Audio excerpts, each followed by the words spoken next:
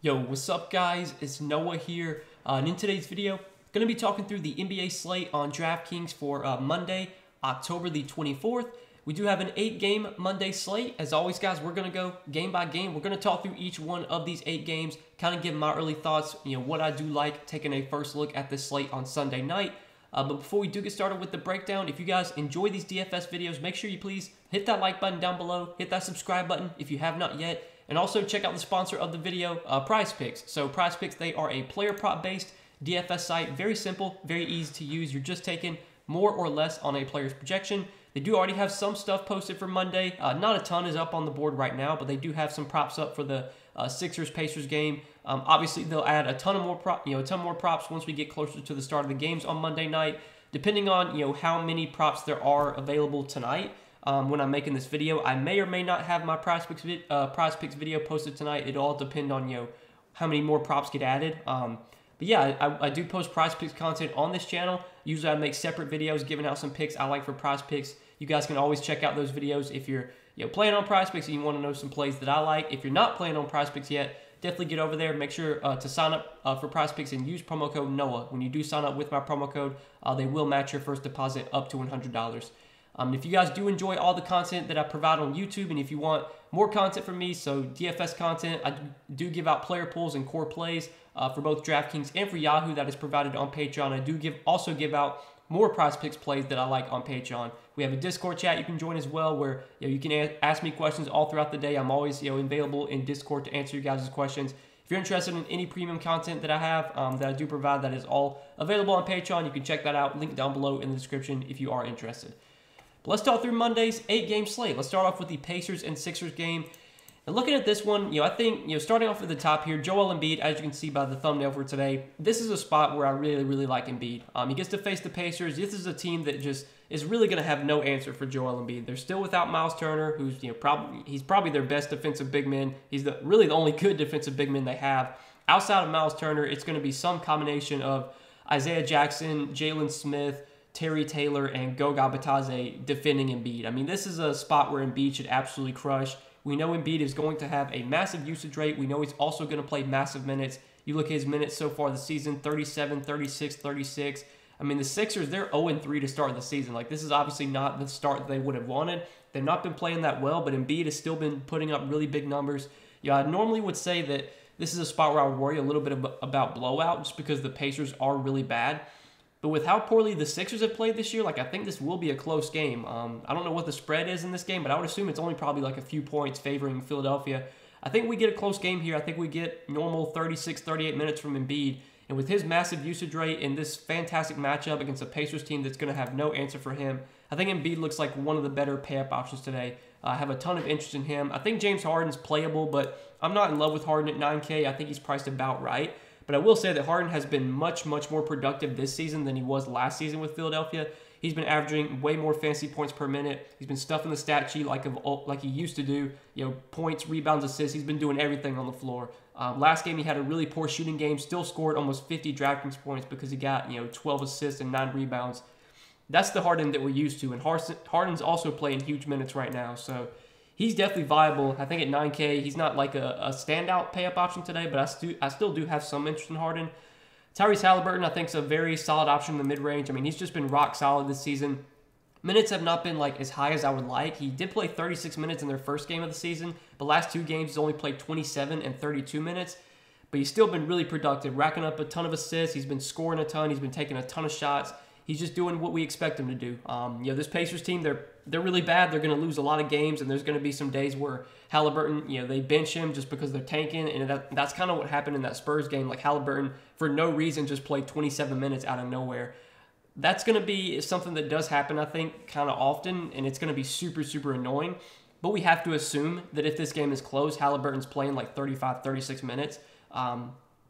Rick Carlisle could play him 28 minutes just because that's just what he wants to do, but I think we should expect mid to high 30s minutes from Halliburton here at 8,300. I think he's still in play at the salary. I don't think he's too expensive right now. He's a 9K player with the role that he has on this Pacers team. But the only other guys that I really have interest in this game are kind of in this lower mid range. I think Tobias Harris and Tyrese Maxey are both fine. I will say the Sixers, they've been on a lot of really short slates. I think they've been on two-game slates lately, and I know Harris and Maxey have both kind of been like chalky plays on those 2-game slates just because they were underpriced for compared to the rest of the player pool. I think on this 8-game slate, there's some other standout options that I do like, but Harris and Maxey, I think both are a little bit too cheap. You're going to get big minutes from both. They should average close to a fantasy point per minute. They're still playable, in my opinion. Jalen Smith, I do still have interest in. A little bit worried about this matchup against Embiid. Like, I think he could get into some foul trouble here if he does have to guard Joel Embiid. Will he guard Joel Embiid? I don't know, but this is a guy that has struggled with fouls this season, or not this season, but in previous seasons he has struggled with fouls, picking up quick fouls, getting in foul trouble. If he stays out of foul trouble, though, I think we're getting close to 30 minutes from Jalen Smith, and he's a really good point per minute player. He can score, he can rebound, he can get defensive stats as well. 5,500, I think he's now priced about right. Like, I don't think he's this glaring value. But Jalen Smith definitely has upside to pay off the salary, to blow the salary out of the water. I wouldn't be surprised to see him put up another big game here. It's just a matter of if the minutes are going to be there and if he can stay out of foul trouble. That's the big question. And if he can't stay out of foul trouble, and if he does get 30 minutes, he's got plenty of upside. So he's probably like my next favorite play on the Pacers. Isaiah Jackson did start last game. I think that was on Saturday. He did start, but he was in some foul. Or I think he did. He might have gotten into some foul trouble. I honestly can't remember. But he played 22 minutes. He was pretty productive in those 22 minutes. Had 25 DK points. Again, like, if he has to guard Joel Embiid, this is a really scary spot for Isaiah Jackson because he does pick up a lot of fouls. He's another guy that just fouls a ton, but he's also a very good point per minute player. He's a guy that can put up 35 DraftKings points in 25 minutes. He can score, rebound, block shots as well. There's definitely some risk there if he's going to be guarding Embiid, but man, at 4,500, power forward and center eligible, like if Isaiah Jackson does start again, he is going to be on my radar as a value play. He's definitely someone I still do have interest in. But that's really it from this game. Definitely my favorite play in this one is Joel Embiid. And then I do have interest in Harden and Halliburton. I think they're both pretty solid. And then down here towards this lower mid-range, Maxey, Harris, Jalen Smith, Isaiah Jackson, assuming he starts again, they're all in play as well. And that's really it for this one. So let's move on to the next game, talk about the Raptors and the Heat. So this is not one that I'm really interested in a ton. I think these teams just played pretty recently. Not a game where I think I really want to get much exposure to. You look at guys like Jimmy Butler, Pascal Siakam, Fred VanVleet. They're always in play. They always have upside. I will say that I think Butler at his salary is just, not, he's just like, he's fine, but I don't love it. VanVleet, I think at almost 9K is fine, but not the biggest fan of him. Siakam's probably the one guy that I'm kind of interested in here. He's played really, really well to start the season, been really productive. We know Siakam's going to get massive minutes. He played 40 minutes in regulation last game. He's just a guy that you can always look to. Obviously, the matchup against Miami is kind of tough, but they just played recently, and Siakam put up 50 DraftKings points against Miami. He nearly had a triple-double. So I still think Siakam's at play 8,700. Bam has been pretty disappointing this season, but he still feels a little bit too cheap at 7K. Again, not the best matchup. He really struggled when these teams played on Saturday, but if you want to go to Bam at 7K, I don't hate that. And then the only other guy that I'll mention is Tyler Hero. Tyler Hero is 6,500. He has been starting this season, and he's been playing really well in the starting lineup. He's had a really high usage rate. He did get into foul trouble last game when these two teams did play, but he still put up 32 DraftKings points in only 22 minutes. He's been averaging over a fantasy point per minute this season. I think it's 6,500. Hero is still a solid mid-range play. I still do have some interest in him. And then I do want to mention that Scotty Barnes is questionable for this game. This will be something to monitor. It looks like Nick Nurse did say that after Saturday's game, he expects Barnes to have to miss some time. So honestly, it kind of seems like Barnes is not going to play here. When with Scotty Barnes probably out, I don't know what the Raptors will do with the starting lineup. It's probably going to be maybe like a Presta Achiuwa. Probably Presta Achiuwa will draw the start here in place of Scotty Barnes. I'm not 100% sure on that. But the Toronto team, they're a team that normally they run a pretty tight rotation. With Scotty Barnes out, I just think that means even more usage for Siakam, VanVleet, OG, and Gary Trent. Those are the guys that you really feel the best about. But if they do start Achiuwa, like he's 5K, I mean he's not the cheapest option, but he's playable, I guess. Chris Boucher has yet to play this season, but if he's able to go here, maybe he starts without Scotty Barnes. Like I think that's a possibility. I don't think it's the highest possibility, but if Chris Boucher starts, we know he's a great point per minute player. He'd be someone we could maybe consider. Even if Scotty Barnes sits here, like I'm not running to roster anyone on Toronto. Definitely my favorite play on the Raptors today it's Siakam. But that's it for this game. Let's move on to the next one, talk about the Knicks and the Magic. So another game that just doesn't look that appealing. You got some playable options here, like Julius Randle. I mean, anytime he's like in the low 8s, I think he's always in play. 8,200 today. He's someone you can pay up for, but he's not like a priority spend-up option for me. Paulo Banchero has been really good this season, but at 7,600, he feels priced where he should be, especially for like a pretty mediocre matchup against the Knicks. The Knicks were a really slow-paced team last season. They're probably going to be the same again this season. R.J. Barrett, Jalen Brunson, like none of those guys stand out. Wendell Carter, I mean, I just don't really like much in this game. Franz Wagner's had a pretty solid role with the Magic this year. He's been playing good minutes, had pretty good usage. But he's 6,100 now. Like, he feels priced where he should be. If he was like 5,500, I think I'd be more interested. But over 6K, like, I'm not in love with Wagner. I mean, this is just, there's not much that I really like in this game. It's an 8-game slate. We have plenty of other games worth targeting. This is one that I think, for the most part, I'm just going to be avoiding. You can pick and choose some guys. You can maybe take some shots on like a Julius Randle or maybe a Jalen Brunson. But I'm not really liking much in this Knicks Magic game. So let's talk about the next game, Boston and Chicago. Another one that doesn't look the best, but on the Boston side, I think Jason Tatum and Jaylen Brown are both viable here. Now, neither one of them stand out on this slate. Tatum is 9,900. He's closely priced to guys like Embiid, Jokic that we're going to talk about, Ja Morant. Like, I think I'd just rather pay up for those stud options, but we know Tatum has a big ceiling. We know he's going to have a really massive role in this Celtics offense. I think the matchup against the Bulls is fine. Like, I think this is a spot where Tatum could definitely put up a big ceiling game. He's just not, like, a priority for me. Same goes for Jaylen Brown. And then on the Chicago side, when they're all healthy, the big three, DeRozan, Vooch, and Levine, especially where they're priced at right now, none of them really stand out on this slate. It's also a pretty tough matchup against Boston, so I'm not loving much on Chicago. Down here, looking like at some cheaper options. I mean, Al Horford feels cheap for his role that he's going to have without Robert Williams, but he's just been really unproductive this season. I don't know if Al Horford is just like, if he's to the point where he's just not the same player that he used to be. I mean, he was so good last season, especially in the playoffs. He was really productive on a point-per-minute basis. This season, he's been averaging like 0.5 fantasy points per minute. I know it's just a 2-game sample, but until we really see something from Horford, like I know he's going to be very low owned. This could maybe be the game where Horford finally puts up a productive outing. He normally does produce really well without Robert Williams on the floor, but right now it's not good to see Horford producing at as low of a level as he is. So that might just be a wait and see for me on Horford. I'll probably just be staying away for now. I mean, Marcus Smart, he doesn't really stand out at his price tag. Io, especially with the Levine back, I'm not interested in. Malcolm Brogdon's going to have that 6th-man role. He's going to play like mid to high 20s minutes, but he doesn't really stand out. I mean, there's just not. This is another game where there's just not much that I'm really liking. So I think we can go ahead and move on to the next game. Talk about Brooklyn and Memphis. So looking at Brooklyn here, Brooklyn's another team kind of similar to the Bulls. When they're fully healthy and when they're all priced correctly, none of Kevin Durant, Kyrie Irving, or even Ben Simmons are really going to be like priority pay-up options for me. KD's 10-2. I think he's priced appropriately. He's going to be low-owned on this slate, and if you want to pay up for KD for low ownership just to be contrarian, it's fine. But like, I'm not going out of my way to play KD today. Same goes for Kyrie.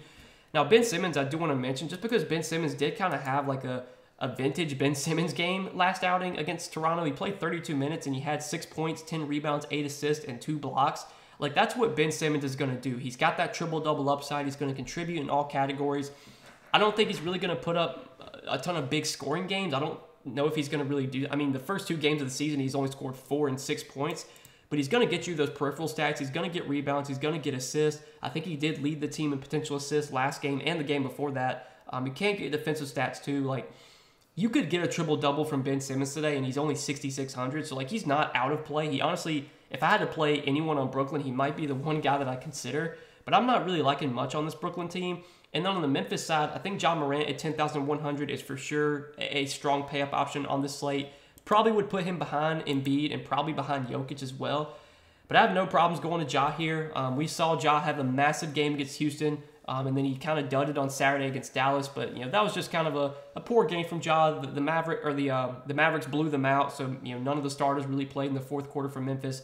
I'd expect Ja to bounce back here. It's a pretty good matchup. I don't think Brooklyn's a team we should worry about on the defensive end. They don't really have any elite guard defenders that are going to stop Ja here. So Ja is definitely someone I'm really interested in. He's probably my favorite play on Memphis.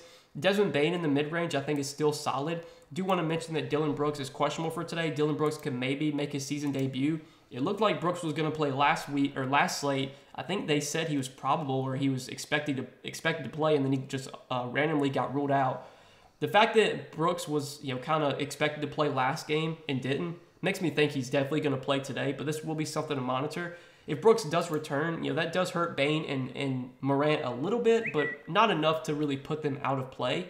Jaren Jackson Jr. is still out, so there's definitely going to be some usage available for those guys. And then you got Steven Adams at 5,300. Steven Adams is a solid point per minute player, but he's really not getting consistent minutes. I mean, he did play 33 minutes their first 2 games. Last game, he only played 22 minutes without playing in the fourth quarter. Had that game been close, maybe you would have gotten 30, 32 minutes from Steven Adams. His minutes are always kind of tricky. Like some games he'll play mid-30s, some games he'll play like mid-20s. 5,300, like I don't think Adams really stands out, but he is a good point per minute player, and if he does get over 30 minutes, like I would not be surprised to see him have a good game at his salary.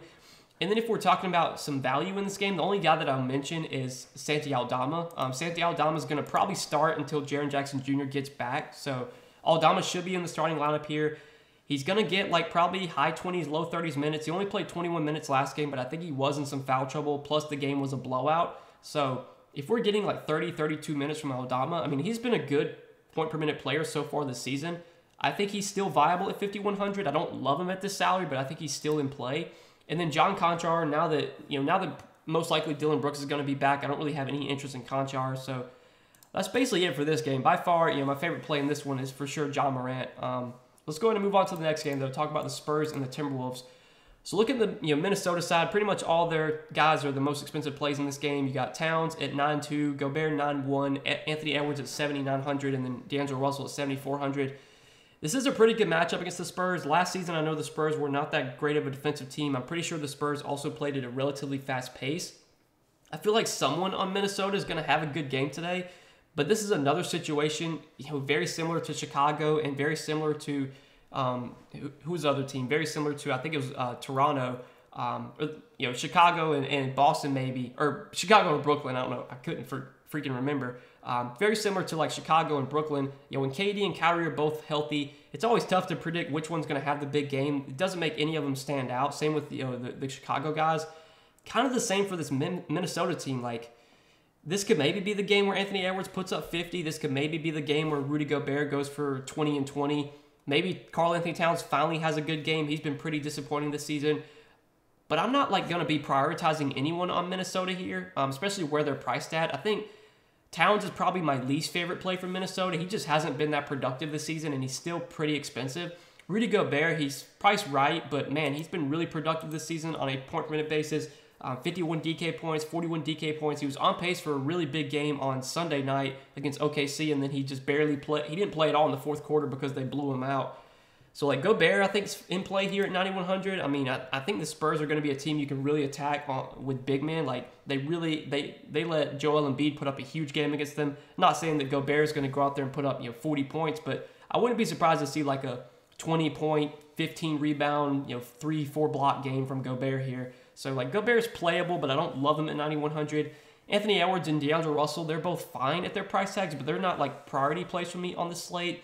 And then on the San Antonio side, so San Antonio, I mean, we kind of know where the usage is going in this offense. It's going to be Keldon Johnson, Devin Vassell, Trey Jones, Jakob Poeltl. Pretty much those are going to be the main guys we want to target on the Spurs on a nightly basis. Keldon Johnson still at 6,900, I think, is in play. He's probably going to get like low 30s minutes. I will say that so far this season, like the Spurs have not been playing their starters massive minutes. Johnson's been playing like in the low 30s. Poeltl has yet to get over 30 minutes this season. I think Vassell's been the one guy that's gotten the most minutes. He's played 34 in back-to-back games. I would like to see Keldon Johnson playing like 36, 37, 38 minutes. But he's still going to have a really high usage rate when he's on the floor. He's going to be really productive this season without DeJounte Murray. He's basically their number one option on offense. He's for sure someone you can look to in the mid-range. I think he's firmly in play today. Jakob Poeltl I kind of like as well. Poeltl's a guy that, if he can stay out of foul trouble, is normally going to play about 30 minutes. But like I said, he hasn't played over 30 minutes yet this season. I know last game he did get into some foul trouble against Embiid, had 5 fouls. The game against Indiana, I don't know why he only played 29 minutes. He was pretty productive in that game. And then against Charlotte, that was a blowout. He played 27 minutes. Like, I want to say Poeltl probably gets like 30, 32 minutes here, but we haven't seen it yet, so I don't really know. Maybe they just keep him in the high 20s. He is a productive player, though, that when he does get minutes, so I think at 6,300, he is for sure viable here. And then Devin Vassell, I mean, he just continues to have a really good role with the Spurs. He's probably my favorite play on San Antonio, and he kind of looks like, once again, like one of the better value plays. There's just, DraftKings needs to price him up because he should not be 5,400. He should be over 6K. He's got a really good role this year with San Antonio. He's going to have a lot of usage available, without DeJounte Murray. His minutes have been the most, he's played the most minutes out of anyone on the team so far. Seems like he's going to be the guy that gets here 34, 35 minutes. Minnesota, they played at a really fast pace last season. They're probably going to be a fast-paced team again this season. I think it's a really good spot for Devin Vassell. He's too cheap at 5,400. He looks like a really good value play today. And then Trey Jones, I think, is fine as well. At 5K, I think he's kind of priced appropriately, but he should get probably low 30s minutes here. Again, Minnesota plays fast, so I think this is a spot where we could see a pretty high-scoring game. Hopefully the Spurs can keep this one close. Minnesota, they are on a back-to-back here. If the Spurs can keep this game close, I think there is a lot of upside for these San Antonio guys. They do still feel a little bit too cheap, especially just because we know where the usage, where the shot attempts are going in this offense. It's going through these four guys: Johnson, Pirtle, Trey Jones, and Vassell. Maybe you could target like Primo off the bench. Sochan, like as a starter, has not been great. I'm not really liking much. I'm not liking much on San Antonio outside of the guys that we just talked about. So that's it for that game. Let's go ahead and talk about the last two games of the slate. We'll start off with Utah and Houston. So Utah and Houston here. You got Kevin Porter Jr. at the top, 6,300. You got Jalen Green at 7,300. Excuse me. You got Jalen Green at 6,300. I think both these Houston guards are solid plays. Now, do they stand out as like priority plays, guys that I'm probably going to be building around? Like, I don't think so. But if I'm building out a lineup, if I'm hand building my lineup and I have 7,300 left for guard, I have no problem plugging in Kevin Porter Jr. He's going to have a really big role with Houston this year. Houston's been playing pretty well too, so like I think Houston can definitely keep this game close. I know Utah's been playing well this season, but this should be a close game, and we should get like 34, 36 minutes from Kevin Porter Jr. I like him at 7,300. I have no issue with Jalen Green either. He is coming in at $1,000 cheaper. I think for most of the season, Green and KPJ are going to be priced pretty similarly. While you're getting the discount, I think Green might be the slightly better option. He might be the Houston guard that I prefer. But both these guys are in play. I don't think I'd play them in the same lineup together. But I have no issues going to either one of those Houston guards. On the Utah side, Lauri Markkanen, I don't know what's going on with Lauri Markkanen, but he has just been crushing every night. 33, 39, 39 minutes. He's playing massive minutes. The game Sunday night against the Pelicans did go to overtime, but even still, they've been playing Lauri Markkanen a ton of minutes. He's been getting a ton of usage. He's been taking a lot of shots. He's been rebounding at a really high rate. He's just been doing everything on the floor.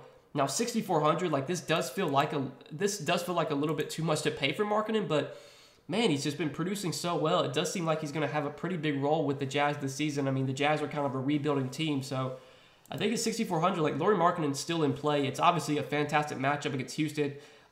Mike Conley, this is a back-to-back, so we'll have to see if Mike Conley plays today. I know last season he sat out a lot of back-to-backs, and he did play 36 minutes on Sunday night, so there's actually a chance that Mike Conley might sit today. We haven't gotten any word on that, but if he were to sit, that would definitely boost the stocks for a guy like Jordan Clarkson, Colin Sexton as well. But I'm just going to assume that Conley plays, with Conley most likely playing, at least until we hear otherwise.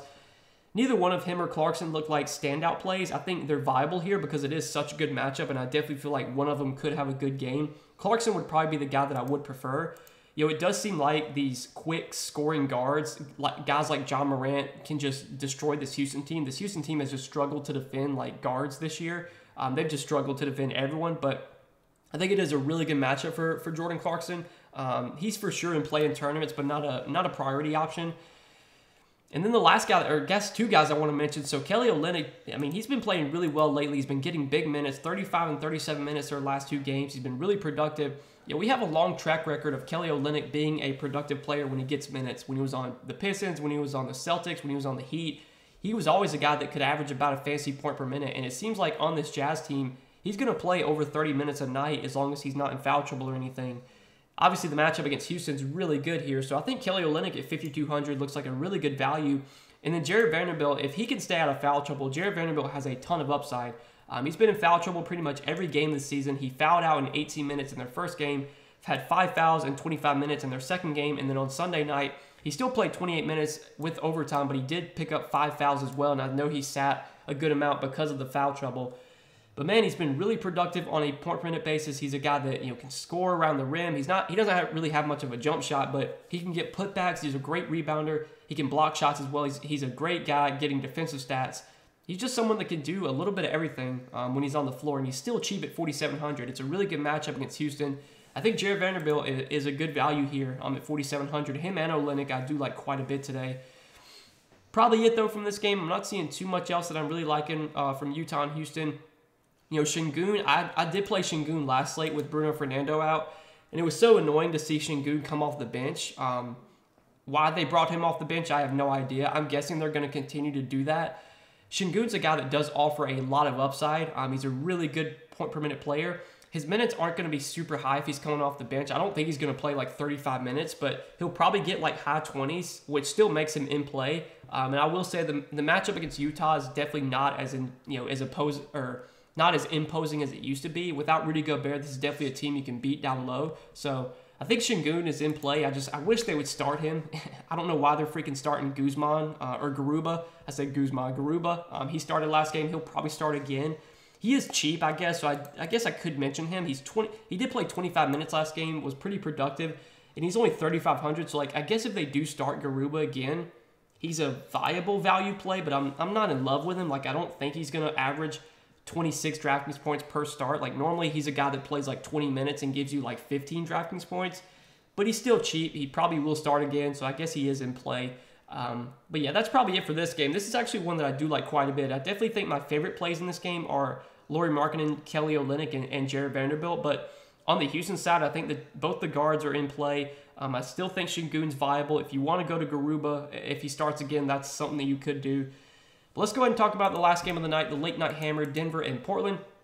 So, this is a game that I think there's some appealing plays here. Nikola Jokic is someone you can definitely pay up for today. I probably would still put him a little bit behind Joel Embiid, but I think between Jokic and Embiid, it is really close. I mean, we know Nikola Jokic is going to have a big ceiling. He's going to have a massive role in this Nuggets offense. Had a triple-double last game, by far his best game of the season.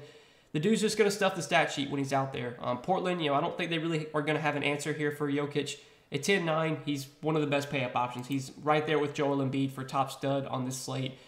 But Damian Lillard at 9,500, a viable tournament option, but he's not someone that I'm going to be prioritizing paying up for today. Jamal Murray, until he's off his minutes limit, is pretty much out of play for me.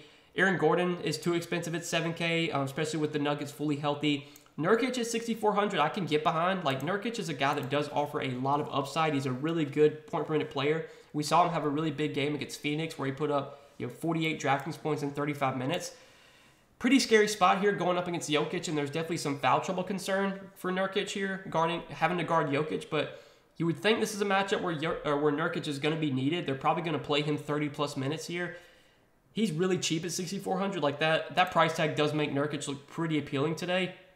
And then the other guy I want to mention, kind of as I guess a cheaper option, is Josh Hart. So Josh Hart's been playing really well this season for Portland. He's had a pretty solid role, and he's been playing a lot of minutes, 38 minutes, 41 minutes, 36 minutes. Josh Hart's one of these guys that can do everything when he's on the floor. He can score. He's a great rebounder. He can get assists. He can get defensive stats as well. He's just too cheap right now. I mean, if they're going to continue to play Josh Hart 36, 38 minutes a night, I think 5,600 is too cheap for him. Most nights Josh Hart's going to average around a fantasy point per minute. 5,600 for a guy playing 36, 38 minutes that's probably going to average close to a fantasy point per minute, that definitely stands out as kind of a good value. So I do like Josh Hart quite a bit. I think obviously Nurkic is in play as well, and then I do like Jokic. Jokic, Nurkic, and Josh Hart are by far my three favorite plays in this game. Even a guy like Michael Porter Jr., I don't hate at 6K. I think he's viable. He feels priced about right, but he's someone you could look to if you want to go to him in the mid-range. But I think that's it for this game, and that's it for this 8-game Monday night slate. So I hope you guys enjoyed this game-by-game breakdown. I hope it did help. If you guys enjoyed this video, hit that like button down below. Hit that subscribe button if you have not yet. As always, guys, if you enjoy these YouTube videos and if they help you out a lot and you want to get more content from me, I do have a Patreon, link down below in the description. I do provide player pools and core plays for both Draftkings and for Yahoo. I also give out PrizePicks plays over on Patreon, and PrizePicks, they are the sponsor of this video. You can check them out. Link down below in the description, or when you sign up for PrizePicks, make sure to use promo code NOAH. When you do sign up with my promo code, you will get your first deposit matched up to $100. And I will have some PrizePicks plays I like for today. Probably will have a separate video posted either later tonight or sometime on Monday. sharing some plays I like on Prospects. If you want to check that video out, if you're playing on Prospects already, you want to know some picks I like, check that video out whenever I post it, either Sunday night or sometime on Monday. But again, guys, thanks as always for supporting the content. Thanks for watching these videos. Hope you guys enjoyed the breakdown. Hope it helped. And as always, I wish you guys the best of luck tonight. So let's try and all win some money. But good luck, guys. We'll see you in the next video. Peace.